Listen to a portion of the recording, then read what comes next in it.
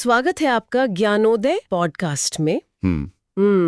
आज हम एक ऐसे विषय पर बात करने वाले हैं जो मुझे लगता है आधुनिक जीवन में, मॉडर्न लाइफ में ना बहुत ही ज्यादा कॉमन हो गया है, और वो है ओवरथिंकिंग, यानी अत्यधिक सोचना। बिल्कुल।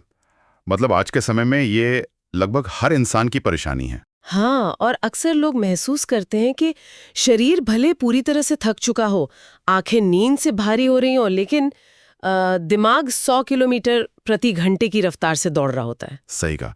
वो कहते हैं ना कि आजकल इंसान शारीरिक मेहनत से ज्यादा मानसिक रूप से थका हुआ है। एग्जैक्टली। लोग इसलिए नहीं थके हैं कि उन्होंने कोई बहुत भारी शारीरिक काम किया है, वो इसलिए थके हैं क्योंकि उन्होंने बस बहुत ज्यादा सोच लिया है। तो सबसे पहले तो हमें ये समझना होगा कि आखिर ये ओवरथिंकिंग है क्या। देखिए, सबसे बड़ी गलतफहमी तो यही है कि लोग इसे गहराई से सोचना या डीप थिंकिंग मान लेते हैं। हाँ, लोगों को लगता है वो प्रॉब्लम सॉल्व कर रहे हैं। बिल्कुल। जबकि ओवरथिंकिंग का मतलब डीप थिंकिंग बिल्कुल नहीं है। डीप थिंकिंग आपको किसी समाधान तक ले जाती है, लेकिन ओवरथिंकिंग एक बहुत ही अनप्रोडक्टिव मेंटल पैटर्न है। ये बस इंसान की ऊर्जा को खत्म करता है बिना कोई हल निकाले। इस पर मुझे एक बहुत ही बेहतरीन उदाहरण याद आ रहा है।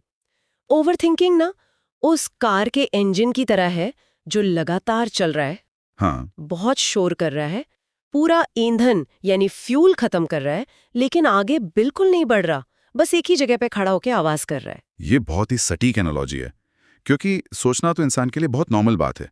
हम योजनाएं बनाते हैं, सीखते हैं। राइट। लेकिन जब यही सोचना समाधान की ओर बढ़ने के बजाय एक ही विचार के इर्द गिर्द बस गोल गोल घूमने लगे, तो वो एक मेंटल लूप बन जाता है। और ये मेंटल लूप शुरू कैसे होता है? क्योंकि कोई भी इंसान सुबह उठकर ये तो नहीं सोचता कि आज मैं बैठकर 3 घंटे तक ओवरथिंकिंग करूंगा। नहीं, ऐसा कभी नहीं होता। अक्सर इसकी शुरुआत ना बहुत ही छोटी सी चीज से होती है, जैसे ऑफिस में हुई कोई छोटी सी गलती हो गई, या फिर किसी के साथ कोई अजीब सी बातचीत हो गई। हाँ, इंसान उसी बातचीत को बार बार दिमाग में प्ले करने लगता है। बिल्कुल। और हमारा दिमाग इस जाल में इसलिए फंसता है क्योंकि हमें इसके पीछे की जो सर्वाइवल साइकोलॉजी है उसे समझना होगा। अच्छा, सर्वाइवल साइकोलॉजी मतलब इंसानी दिमाग मूल रूप से खतरों को पहचानने के लिए ही विकसित हुआ है। पुराने समय में जब इंसान जंगलों में रहता था तो खतरे असली होते थे, जैसे कोई जंगली जानवर।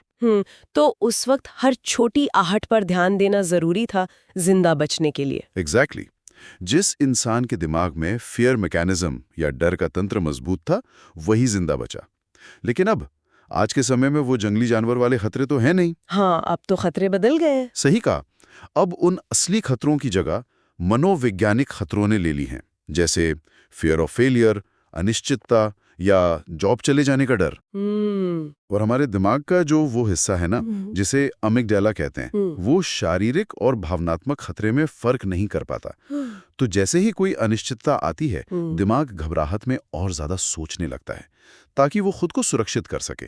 लेकिन एक मिनट, अगर दिमाग ये सब हमारी सुरक्षा के लिए कर रहा है, हमें बचाने और समस्या सुलझाने के लिए कर रहा है, तो क्या इसका मतलब ये है कि जो लोग ज्यादा समझदार होते हैं, जिनकी एनालिटिकल स्किल्स अच्छी होती हैं, वो ज्यादा ओवरथिंक करते हैं? ये बहुत ही बेहतरीन सवाल है, और इसका सीधा सा जवाब है हाँ। वाओ, सच में? बिल्कुल। जो लोग एनालिटिकल होते हैं ना, उनकी इमेजिनेशन या कल्पना शक्ति बहुत मजबूत होती है, जो कि वैसे तो एक अच्छी बात है, लेकिन कई बार ये सीमाओं को पार कर जाती है, और वो इंसान हर छोटी सी संभावना का, हर पॉसिबिलिटी का विश्लेषण करने लगता है।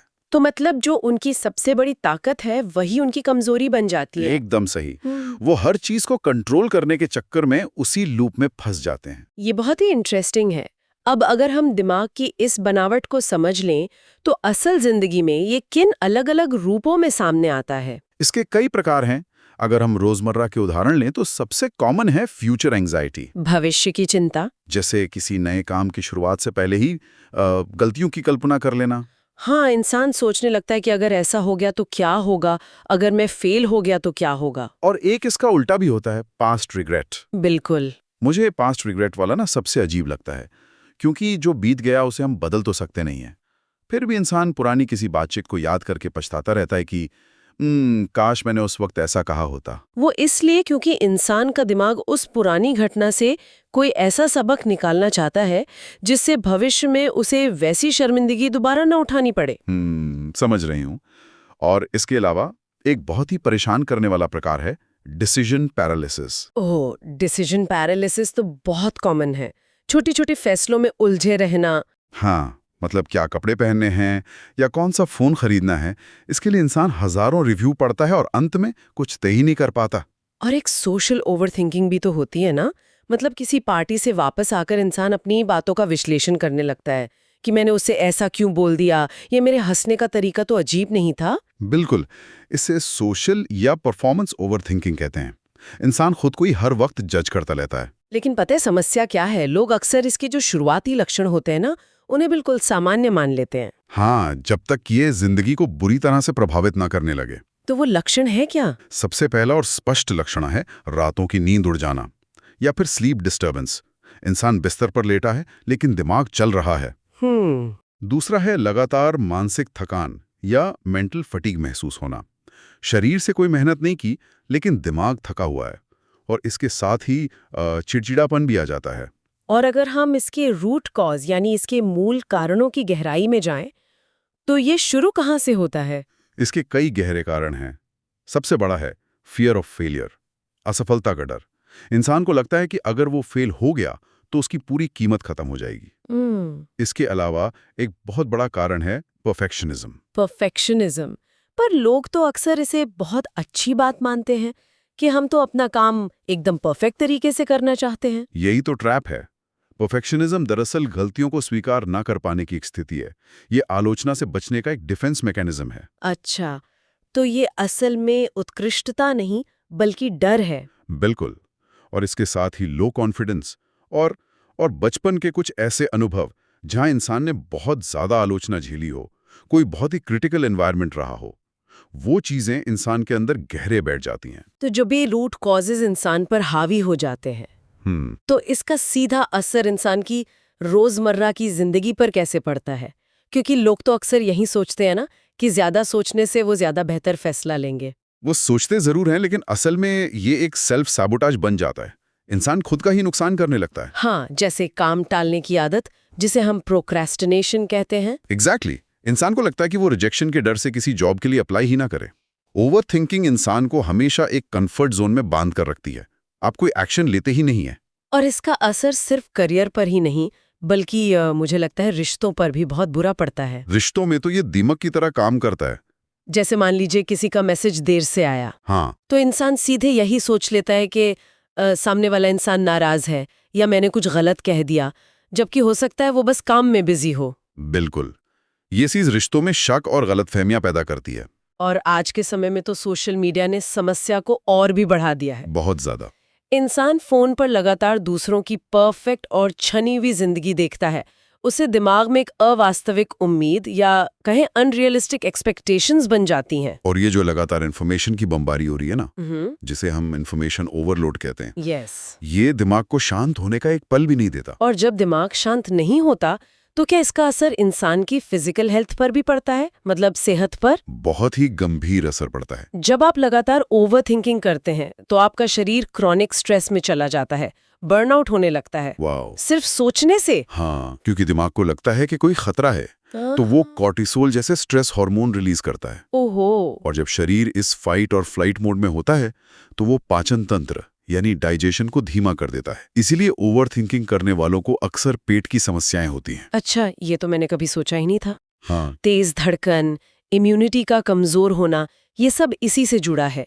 इंसान को ये समझना होगा कि मानसिक आराम भी शारीरिक आराम जितना ही जरूरी है। ये तो सच में बहुत ही डराने वाली बात है कि सिर्फ सोचने भर से हम अपने शरीर को इतना नुकसान पहुंचा रहे हैं। बिल्कुल।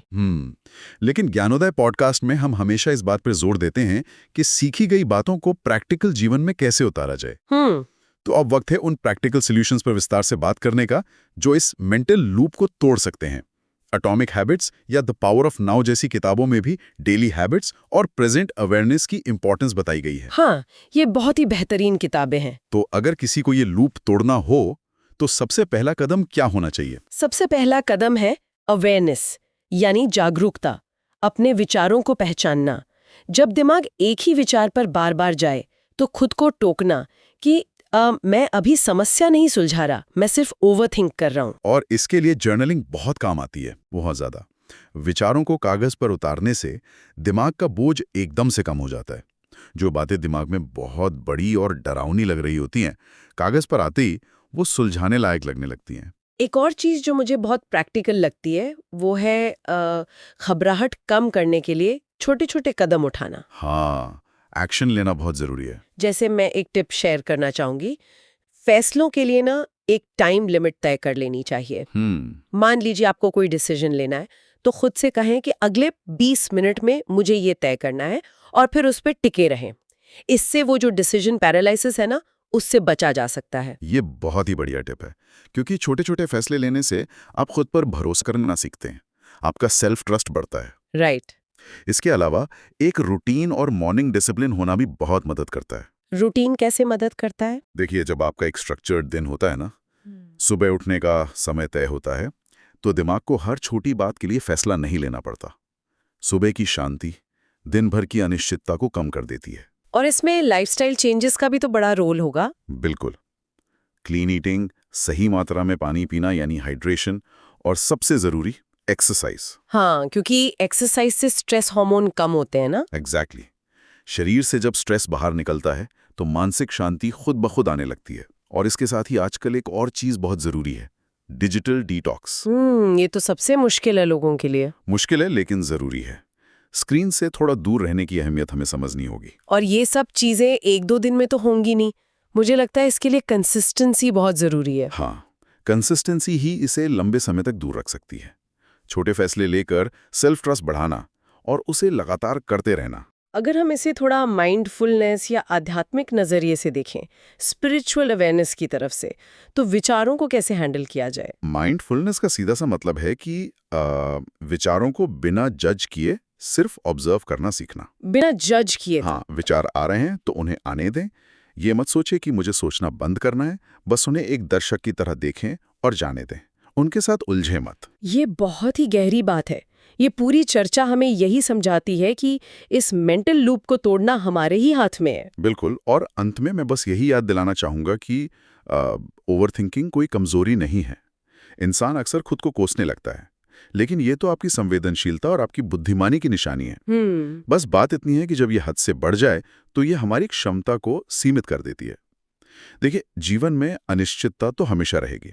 अनसर्टेनिटी को हम खत्म नहीं कर सकते। सही बात है। तो उस अनिश्चितता को स्वीकार कर लेना ही असल आजादी है। बहुत ही खूबसूरती से आपने ये बात कही। सच में ओवरथिंकिंग से क्लैरिटी तक की जर्नी एक्शन और अवेयरनेस से पॉसिबल है। शांत दिमाग और सही दिशा में लिए गए छोटे छोटे कदम ही हमें इस जाल से बाहर निकाल सकते हैं। अगर आपको ये ज्ञानोदय पॉडकास्ट अच्छा लगा हो तो इसे लाइक, शेयर और सब्सक्राइब जरूर करें। कमेंट में बताइए कि ओवरथिंकिंग से जुड़ी कौन सी बात आपको सबसे ज्यादा कनेक्ट हुई।